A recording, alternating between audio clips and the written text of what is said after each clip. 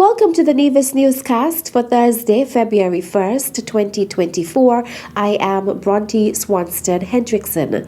Premier the Honourable Mark Brantley on Tuesday, January 30th, thanked Shirvon Greene of Quaddock Road for being instrumental in securing a scholarship award as the prize for the winner of the Miss Culture Queen pageant.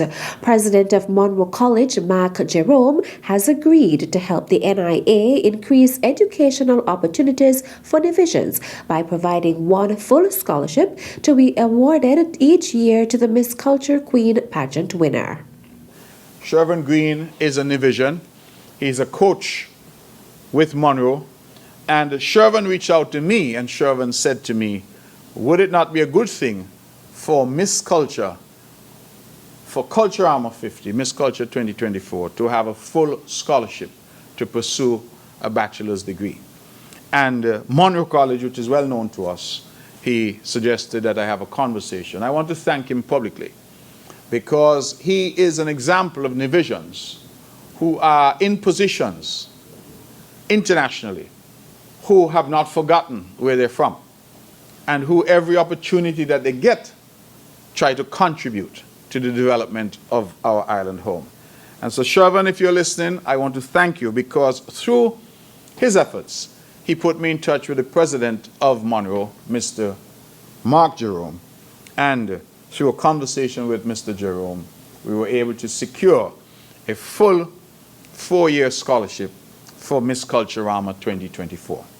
And so whoever emerges as the queen this year knows that they have the opportunity to go off to New York and to get their education there. And so we are very grateful to Monroe and to Mark Jerome and to Shirvon Greene, who really was the catalyst for making this possible. The scholarship certificate will be presented to the Miss Culture Queen on the night she is crowned. Farmers and agricultural workers on Wednesday, January 31st, attended the first in a series of workshops at the New River Estate. The workshop was held ahead of the implementation of the Nevis component of the project for improving environmental management through sustainable land management. And the workshop is, as I said earlier, about replanting trees in areas that have now become deforested.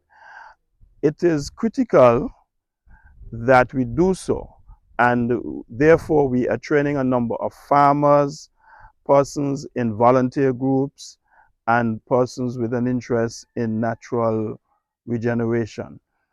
The idea is that we would inform as to the benefits of replanting and the different techniques that could be used in replanting. The particular one that we want to emphasize today is something you call assisted natural regeneration. And that means that you go into an area where we had forests before and there are a sparsity of trees still. You select the trees that are more important to us, and in this case, in terms of fixing carbon, also in terms of growing fast, and also something that maybe you can get a fruit or you can harvest something from. So you would select from amongst those wild trees, those that have some benefits, including those I've just mentioned, and then you would clear around them so that they have a greater chance of survival. That prevents you from having to plant from scratch. Melvin James, agriculture specialist for the project, also spoke about the main objectives of the one-day workshop. One of the difficulties with grass is that in the dry season, they burn easily, whether because of our intervention as human beings or sometimes natural factors. Grass, the dry grass, it burns easier, and then all that smoke, that's carbon going up in the air. And we just said that what we don't want is that free carbon because it's a greenhouse gas. Rather, if we can have it in a solid form as a part of the plant, a complex carbohydrate, whether as a food or stored in the roots, stored in the soil, that kind of thing. And so the tree is better than the grass. And we're aiming and we're hoping that having done the training here today, that there's a greater awareness, there's a greater appreciation, a greater understanding, and it translates into us planting more trees and for the population in general to understand and agree and don't destroy unnecessarily, rather conserve, rather preserve, and in the end, we'll be better off There'll be some microclimate changes, and overall, we would be doing the better for our environment and making our country a cooler, more eco-friendly, and a nicer place to live. The workshop was conducted by former Director of the Department of Agriculture, Keith Lee Amry. The project coordinator for the International Union for Conservation of Nature, IUCN, is Nikita Brown. So the Improving Environmental Management through Sustainable Land Management in St. Kitts and Nevis project is a 5-year initiative funded by the Global Environment Facility. So what we're doing in St. Kitts and Nevis is we're restoring over 500 hectares of degraded forests and farms, as well as mangroves, and to make them into more productive areas for agroforestry and agriculture. So it's been executed by the International Union for the Conservation of Nature, and of course, our main stakeholder is the government of St. Kitts and Nevis. So right now we are working with farmers, environmentalists, persons involved in forestry, anyone that has an interest in restoration, so that we can see restoration work being done in St. Kitts and Nevis over the next few years. The project is being implemented in collaboration with the Departments of Agriculture on St. Kitts and Nevis, the Ministry of Sustainable Development and Environment in St. Kitts, and the Department of Physical Planning and Environment in Nevis. Still to come. And we're pleased that we could partner with St. Kitts Nevis Athletics to host some of these events here at the Mondo facility in Nevis. The details after this break.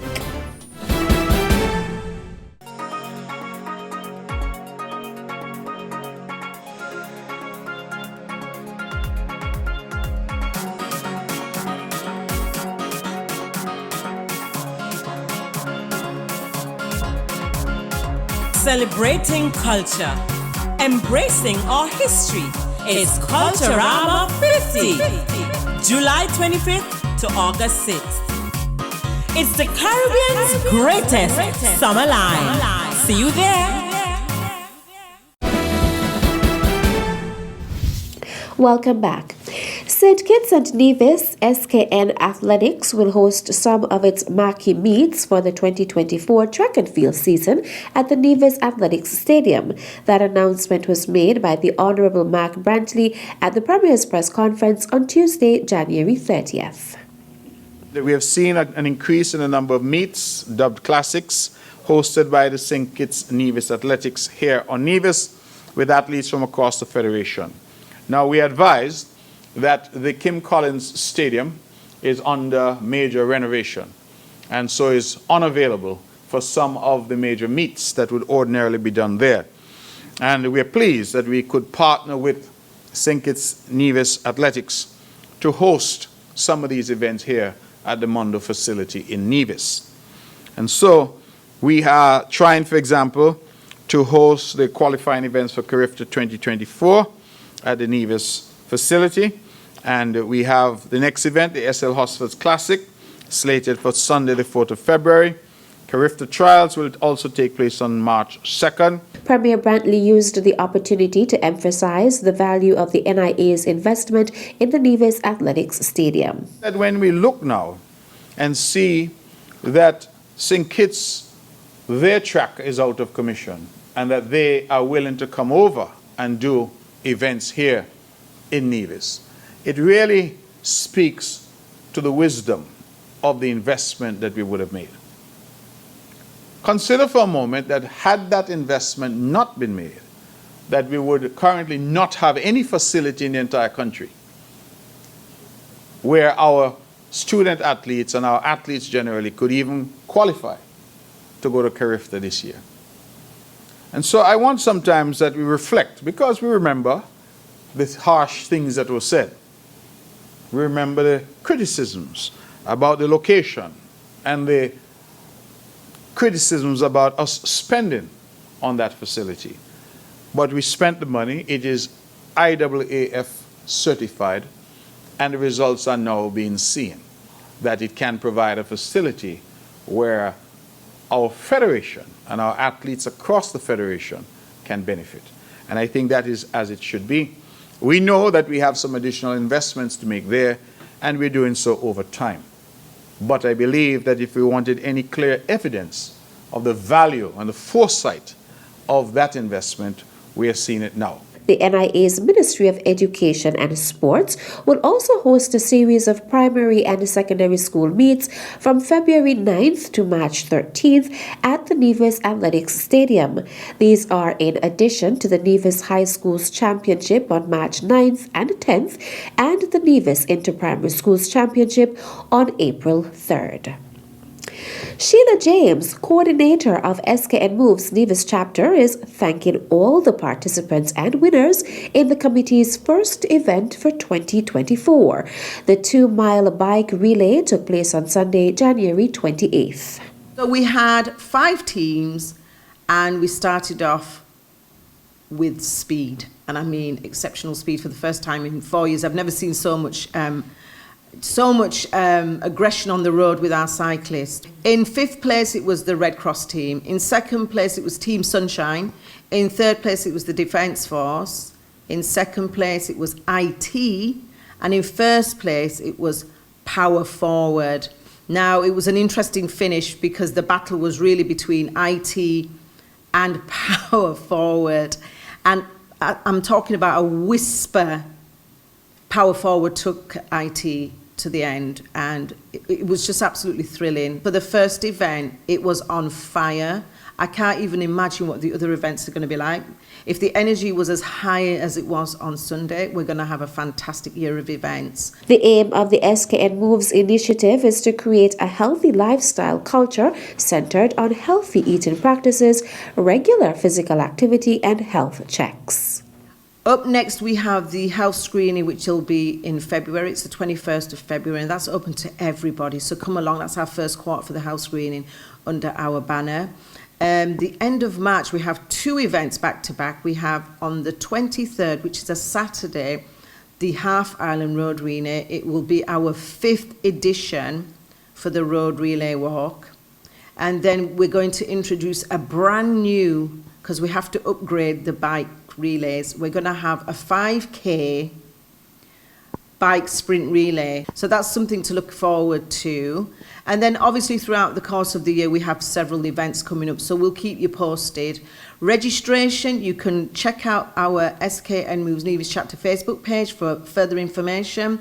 Registration is going to be open very early this year because we want to try and get in as many persons as possible. We're also looking at doing a promotional day for the 5K and the Half Island Run Relay sometime at the beginning of March, probably at the Memorial Square, so look out for that. For further information or to register for the events, contact Sheila James at 469-8010 or at 469-5521 extension 6393. And that's it for this edition of the Nevis Newscast. On behalf of all of us here at the Department of Information, I am Bronte Swanston Hendrickson. Thank you for viewing.